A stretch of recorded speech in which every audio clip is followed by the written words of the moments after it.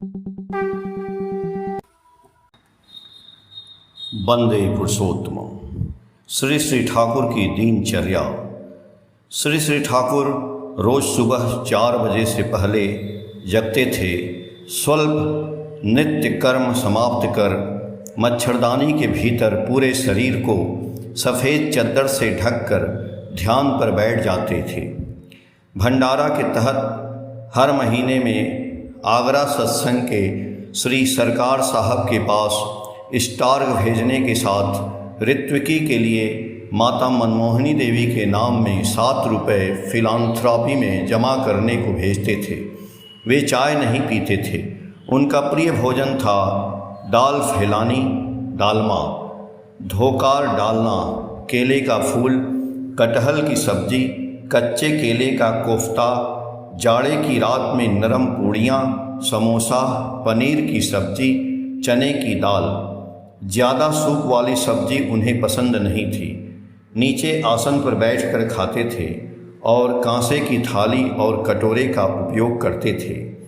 जब अस्वस्थ होते थे तो श्री श्री बड़दा या श्री श्री बड़मा अथवा परिवार के दूसरे सदस्य उन्हें खिला देते थे।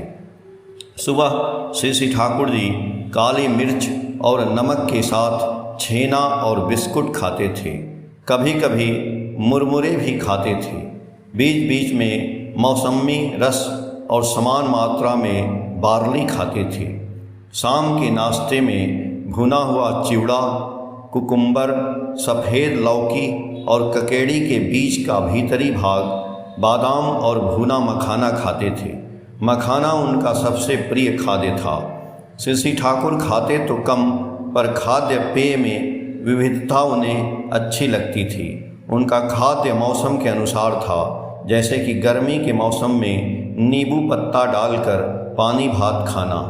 दूसरों को अलग अलग किस्म के व्यंजन, मिष्ठान आदि प्रस्तुत करवा के खिलाने तथा वस्त्रादि देने में उन्हें ज़्यादा खुशी मिलती थी। कड़ा पाग रसगुल्ला उन्हें बहुत पसंद था। श्री श्री ठाकुर जी के पान में बड़ी इलायची, संतरे और नींबू का सूखा पत्ता, जायत्री, सुपारी का टुकड़ा और लौंग आदि डाला जाता था। कभी कभी मुंह में सुपारी और लौंग रखते थे। हुक्का से श्री ठाकुर को काफ़ी पसंद था। उनके लिए तंबाकू गया से मंगवाया जाता था।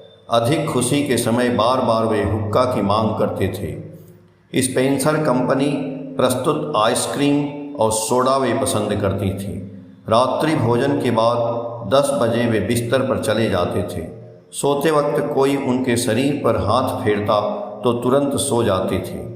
भक्तों की ज़रूरतें पूर्ण करने अथवा किसी की समस्या का समाधान के कारण उनके स्नान और भोजन में कभी कभी देर हो जाती थी। उनका अपना दंड और काले रंग का छाता था। 9 परतों वाला जनेऊ, काली पाड़ वाली सफ़ेद धोती, आधा कुर्ता या फतेही, कोहनी तक गंजी पहनते थे। ज़्यादातर समय नंगा शरीर रहना उन्हें पसंद था। सर्दी के मौसम में पतली सी रजाई शरीर पर ओढ़ना पसंद करते थे। बीच में ऋत्विक चद्दर लगभग 6 फुट लंबा, 3 फुट की चौड़ाई, सफ़ेद रंग का बिना पहाड़ा वाला का उपयोग करते थे। ठंड सहन करना उनके लिए कठिन था, इसलिए गर्मी का मौसम उन्हें अच्छा लगता था। काले रंग की चप्पल पहनते थे, सामने बंद और पीछे खुली वाली। बीच बीच में खड़ाऊँ पहना करते थे। 4 हॉर्न्स टूथपेस्ट, रेक्सोना अथवा इम्पेरियल लेदर साबुन व्यवहार करते थे। हजामत के बाद फिटकरी लगाते थे। स्नान से पहले सरसों तेल मालिश कर फिर स्नान कुंड में अवगाहन करते थे। उनकी प्रदत्त वाणी के अनुलेखक प्रफुल्ल कुमार दास अथवा उनकी अनुपस्थिति में कोई और सेवक रोज़ उन्हें बंगला समाचार पत्र पढ़कर देश विदेश की खबरें सुनाते थे। आकाशवाणी द्वारा कोलकाता से प्रसारित संवाद अथवा देशभक्ति संगीत उन्हें पसंद था। कुछ दिनों तक वे पॉकेट घड़ी का व्यवहार करते थे। हाथ की घड़ी वे नहीं पहनते थे। लिखते वक्त फाउंटेन पेन का उपयोग करते थे। वे सदैव साफ सुथरा रहते थे। वे इस भूसा बिस्तर आदि में निराडंबर थे। उनका चाल चलन एक साधारण मध्यवित्त परिवार सा था। प्रायः शाम को देवघर रोहिणी रोड के पश्चिम दिशा की ओर मैदान पर बैठकर मुगल सराय पैसेंजर ट्रेन का इंतजार करते थे। कई भक्त उनके पास उपस्थित रहा करते थे। उन्होंने श्री श्री बड़दा से इस मैदान को भविष्य में विशेष काम के लिए उपयोग करने को कहा था। जय गुरु।